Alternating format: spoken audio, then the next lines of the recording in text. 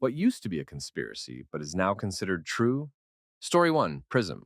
The government is indeed monitoring the internet and even intercepting messages. When they declare publicly that they're going to monitor the internet, it's just bad PR. Better do it silently and not let average people know that. Now think how much of that stuff is not yet exposed and happens now behind the door. To me, I'm pretty sure they're using AI to train the data of all citizens with behavior, psychology, and more to use against them if needed. Imagine your government blackmailing you if you try to protest for something. For Story 2, the business plot, also called the Wall Street Putsch and the White House Putsch, was a political conspiracy in 1933 in the United States to overthrow the government of President Franklin D. Roosevelt and install Smedley Butler as dictator. While historians have questioned whether a coup was actually close to execution, most agree that some sort of wild scheme was contemplated and discussed. Story 3, Operation Northwoods, was a plot by the CIA to stage terror attacks within the United States as an excuse to justify an invasion of Cuba. The Kennedy administration shot the idea down, then later pushed for policies that would limit the reach and funding of the CIA. Then Kennedy was assassinated. There is an entire Wikipedia article on this, as well as publications made to the Library of Congress. The CIA, especially during the Cold War, was basically its own government. They did whatever they wanted, regardless of if it was in the best interest of the country. Still happens some. Most recent example was during Trump's presidency. Trump issued an order that undid Obama's, which allowed government workers to use whichever bathroom they identified with. The CIA told Trump they would not be enforcing that. Now the order went mostly unenforced across the whole government, but that's not the point. The point is that the CIA made a public statement of insubordination. No other government agency has that kind of. Story 4, Number Stations. When they uncovered a couple of deep cover Russian agents in Cambridge, MA, they found they were communicating with Moscow via number stations on shortwave radio, writing down codes in invisible ink. Blew my mind. It was never a conspiracy or hidden. Like anyone and everyone can listen to them. There is no way to hide them. All powerful countries use them. The codes are impossible to break, and if you do, the key and who has the key and what is being transmitted changes like every day with no way to figure it out. Even if you have a spy or the messages in older keys, the stations are far away and have a long range and are cheap to run. We use numbers. Russia uses numbers. UK uses numbers. Story 5, Conspiracies. It's even interesting how you use the word in the title. Conspiracies are real things that are happening all the time and are currently playing a huge part in American politics. The term conspiracy theory was coined to make people dismissive of anyone pointing out conspiracies that aren't widely known yet. This only works in favor of conspirators since they can operate slightly above the radar and still have people unwilling to accept that it's really happening. This is a silly response from people that believe wild conspiracies even after they've been debunked. 9/11 was a conspiracy by the guys that flew the planes into the World Trade Center and their handlers, not by people that planted explosives in the buildings. People who think the second are said to be conspiracy theorists. Advanced airplanes being created in secrecy was a conspiracy by the armed forces. The people who say it's based on aliens are said to be conspiracy theorists. China trying to hide numbers was a conspiracy by the Chinese government. The idea that the virus was planned and released as a weapon is a conspiracy theory. One thing that is 100% true is that if you buy into one unproven wild conspiracy theory, you probably believe in many. So flat earthers think COVID was planned and that we never went to the moon. Story 6, no mention of the post offices here in the UK. Hundreds convicted, families and careers destroyed, all because of dodgy computers that were known to be dodgy for years. But it was all covered up by the post office. Used to work at Fujitsu, the guys who made the Horizon system, different branch, but still. I would not be surprised that they knew it was deeply flawed even before it was deployed and covered it up, just like several other projects I was employed in. There are a bunch of shysters who are still fleecing people with dodgy tech, mostly because of their slap it together fast and don't bother testing it development philosophy, hence why it's worked, past tense. Story 7, Operation Snow White. Church of Scientology infiltrated the IRS to ensure their tax exemption. They took on the IRS and beat them into submission. The same IRS that Batman's Joker daren't cross, the same IRS that put Al Capone in prison. Scientology infiltrated them and sued individual employees until the IRS waved a white flag and capitulated to them. The popularization of the internet has pretty much broken the power of the Church of Scientology. They got really good at infiltrating and manipulating real-world organizations, but their techniques were completely unsuited to the virtual world. Nowadays, they focus their efforts on controlling people who are already members, rather than trying to control the outside world. If you publicly talked about Xenu back in 1985, then a number of nasty things might happen to you. Nowadays, you can put on a shiny suit, an alien mask, and stand outside the Scientology Celebrity Center in Los Angeles, reading OT3 out through a megaphone, and the worst thing that will happen is a few men in black suits will come out and glare at you. Story 8. Rogue waves turned out to be real, and not just a scary sea story. I have seen a couple. Was transiting from shore, a small chain of islands, part of an atoll, back to my ship, open ocean to my port side, went all the way to the east coast of Africa and south to Antarctica, a giant lagoon to starboard. A long, low swell, 0.75 meter, coming from the west-southwest, busting along at 30-odd knots in about 70 meters of water, when a swell just stood up on my port side out of nowhere. My boat was 8.9 meters long, and this swell was about 8 or 9 meters high. I crapped bricks, threw the helm to port, and firewalled the throttles. As I reached the crest, which had started to break, I pulled my buckets back, jet boat, to slow down, but mistimed it and still got a bit of air. A 7-ton boat hits hard. I thought that was it, but there was another smaller one behind it, so I still had the revs on to pick up speed and climb it. Timed that one better, LOL. Man, I could not understand where they had come from, and they stood up so bloody fast. 1 minute a low swell, then bang, there they were. They exist, and it is true that they do come out of nowhere. Story 9. It's kind of niche, but in Iraq and Afghanistan, we were being made to take anti-malarial drugs. The thing was that different units didn't have to, while others were, and the kind of taken was different. We took ours once a week, and we referred to it as Psycho Tuesday, because after taking the people would become irritable, aggressive, and angry. There would be fist fights over stupid crap, and people would have really weird nightmares, walk through the habitation unit, and people would be talking in their sleep or sleepwalking. We were told this was due to combat fatigue, but it turns out we were part of an experiment. Some units had been issued uniforms treated in a long-term mosquito repellent, while others were given various anti-malarial drugs. They wanted to see which measures were most effective. The mental disturbances we experienced were a side effect of the particular anti-malarial we had been given. People suffered hearing loss, liver damage, and long-term mental effects. These side effects are similar enough to issues created by PTSD and traumatic brain injury from blast exposure that most affected don't realize their health issues are from an involuntary drug trial. The US has stopped issuing that malaria drug, but yeah. Story 10. The descendant organizations that built and owned the Titanic denied it, broke in half while sinking, until the wreck was found in 2 pieces. I have no idea why. None of the original engineers or proprietors were still around. But as recently as the late 1970s and early 80s, survivors who said it broke were dismissed as suffering from delusions brought on by hyperthermia.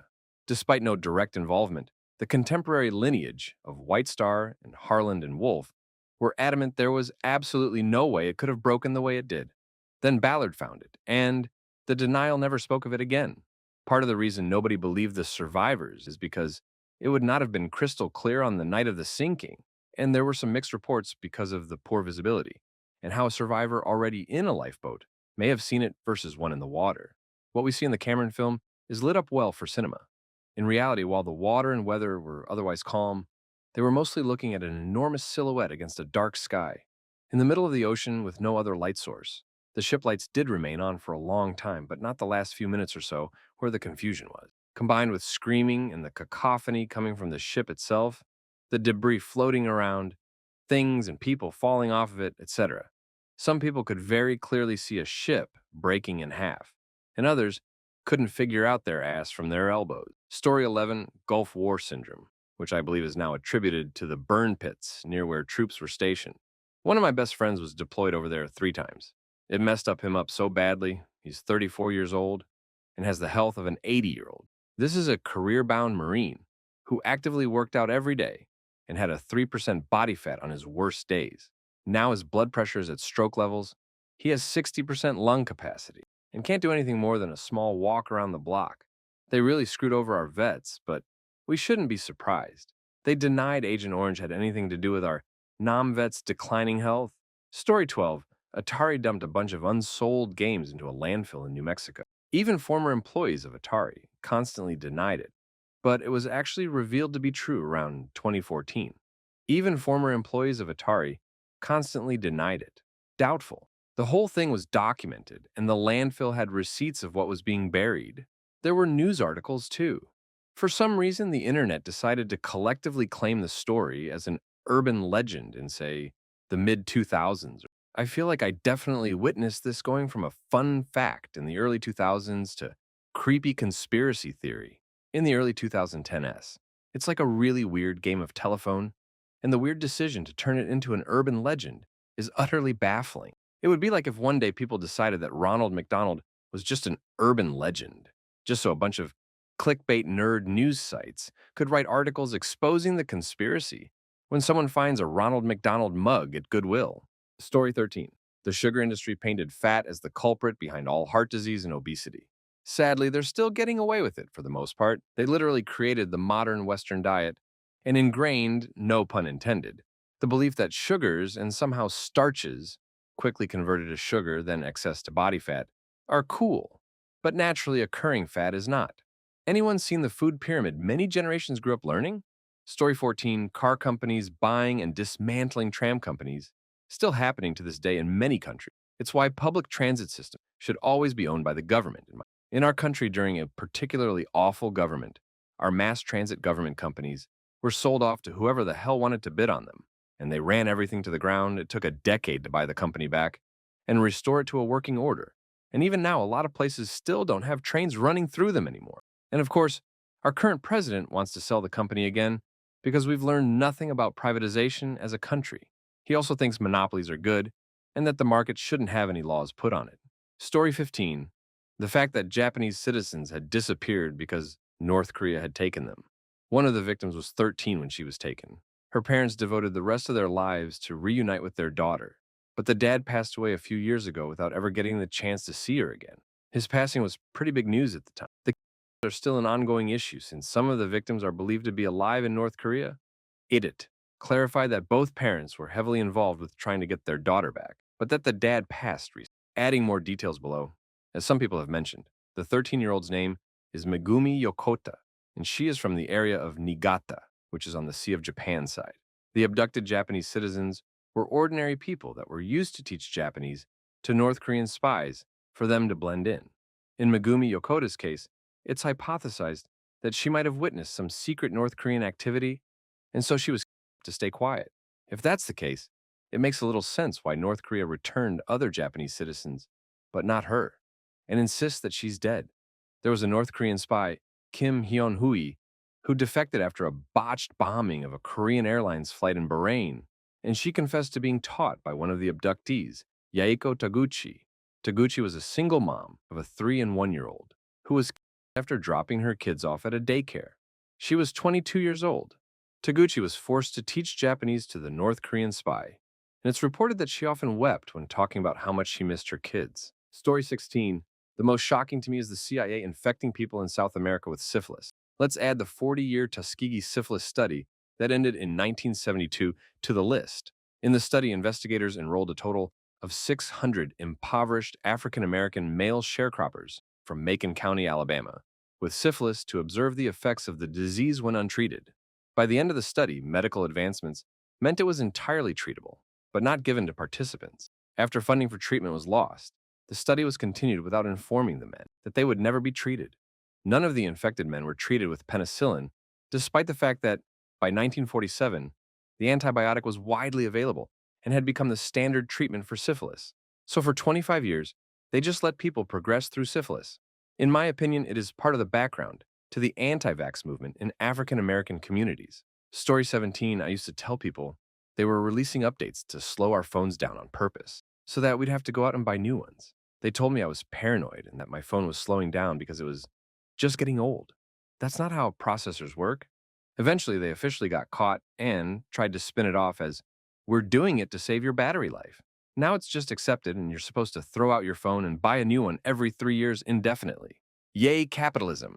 Story 18, I'm from Argentina and there were rumors about a Chinese military base in the province. After some time, it turned out to be true. There is a Chinese base here in Argentina. Don't ask me what they are doing here. Edit. I thought it was a rumor, it seems that it was news at the moment. Still, at the moment, everyone around me thought that it was a rumor too. Also, the Chinese base is in Nokan if you want to search it. It was on the news even before it was built, especially since the political party that signed the treaty is always up in arms about Argentina being a sovereign country and not selling, giving land to outsiders. Do as I say, not as I do. Edit. Not for long, but the same government in Argentina that put in place one of the most strict quarantines in the world. You could only go to work, home, or the supermarket. People were arrested for walking their dogs or sunbathing outside their homes, also as having guests/parties. It all came to light when a photo of the president, his partner, and like 10 other people celebrating a birthday. Story 19. Planned obsolescence. Our products are designed to break or wear out before it's necessary, with the best engineering and production techniques, in order to create more sales. The Phoebus cartel was an international organization which controlled light bulb sales worldwide and made sure they wouldn't last more than like 2,000 hours. The engineers actually had more difficulty accomplishing this than they had creating a better light bulb. The Centennial light has allegedly been burning for 121 years. Oh, guess what? It's not just light bulbs, and it hasn't stopped whatsoever. Story 20. It used to be an open secret that the media lies to the public. Little did we realize the system is built on lies, and lies are the most profitable. Important things happen across the world, but I'm supposed to know or care about Taylor Swift's relationship status. There are two massive wars going on right now that the US has indirect involvement in, and we're still in the privileged humdrum of discussing Ye's thoughts about people. I just don't care. He's not a world leader. Keep in mind when you read the news, what is not being presented, and the biases the sources have. I get my news by cross-referencing multiple sources, and yeah, I've seen a few hoaxes and just straight-up lies start or gain traction on Reddit, just like the sycophants at Fox News or CNN. It's honestly disgusting the double standards of news events and how they are reported on this website. But everywhere you go, the bias is this intense. It almost makes you want to never hear another opinion from someone on the internet, because every opinion is verified by some source of facts, backed by indignant retribution. Story 21, Germ Theory. Instead, putrid air, the miasma, was thought to be the cause of many illnesses, and you may be prescribed a trip to the seaside or your country house. Great book, The Ghost Map, about how one doctor in London tracked the cholera epidemic using a population health approach. His name was John Snow, and he showed how deaths trace back to one polluted water well. This was one of the nails in the coffin for the miasma theory and opened up debate at the Royal Society for Alternative Causes of Illness. Story 22, the Bilderberg Group. Essentially, the Illuminati, originally set up after the war in an effort to boost influence of multinational companies and take away the volatility of nations. They believed that it may stabilize economies of individual nations and stop wars of the future. They may have had a point, but the whole thing is mad and shady. It was very secretive until they got found out. Story 23, Nixon's Republican election campaign in 1968, going behind the back of the U.S. government and telling the Viet Cong to delay peace talks until after the election. That's now admitted as an actual fact. After winning the election, Nixon prolonged the war another 5 years and extended it to bombing Laos and Cambodia, creating the Khmer Rouge and the killing fields in the process. The Reagan Republican campaign is reported to have done the same with Iranians for hostages in 1980, but that is, of course, still a conspiracy theory. ATM. Story 24, Ronald Reagan worked with Iran to keep U.S. citizens held hostage in order to ensure Carter didn't get a win prior to election. After Reagan was elected, the hostages were released and he took credit. Wikipedia still holds it's a rumor, but people involved somewhat recently came out and said it was true. Carter is remembered for the gas lines, happened under him and Nixon, high interest rates and inflation. But why did it occur? Retaliation for U.S. support for Israel in the 1973 Yom Kippur War and 1979 Iran Revolution, Ford or Nixon. I'm not saying that was wrong, but the redirection to blame Carter was wrong. Story 25. In 1986, Mexico imported radioactive powdered milk, fully knowing it was contaminated. The National Company of Popular Subsistences provided milk to lower-income populations in Mexico, and they bought it from the Irish Dairy Board, IDB. The problem was that following the Chernobyl accident, Ireland experienced radioactive fallout, affecting its territory, crops, and livestock. The IDB attempted to sell 40,000 tons of contaminated milk, first to Brazil, which rejected the offer, and then to Mexico, despite warnings from the World Health Organization and the Brazilian ambassador about the presence of radioactive cesium-137 particles. The Mexican Ministry of Health authorized them to import 2,436 tons of this milk. When the situation came to light, It was stated that the milk would be returned and not distributed. Well, it was still distributed, and to avoid localized harm, they sold it all throughout Mexico. Despite warnings and confirmation of the milk's radioactivity levels by the National Institute of Nuclear Research and the National Commission for Nuclear Safety and Safeguards, Conasupo proceeded with its plans because the milk was cheap, and they feared commercial repercussions. The Mexican government denied these events for a long time, even accusing several people of defamation and firing them from their jobs for speaking the truth. Eventually, under public pressure, the Ministry of Health ordered the return of the milk shipments in February 1988. God knows if they followed through. In the following decade, there was a 300% rise in cancer among children, the main consumers of this milk. As you can guess, justice was never served. Story 26, coming in late. But I used to work with a guy who was a hardcore conspiracy theorist. This was in the mid 90s, and he would talk to anyone who would listen about all the theories and stories he had or had heard. One of them was that the US was controlling the weather. I didn't fully understand, or maybe never actually got the whole story from him. It just seemed so outlandish. I dismissed it out of hand. Years later, 2010 as, I met a guy who worked as a meteorologist or did some kind weather forecasting for the Air Force, and he said, "Oh yeah, that we used to disperse potassium iodide in clouds to make it rain," like you'd say. Of course I had eggs for breakfast, almost as if it was common knowledge. It's called cloud seeding.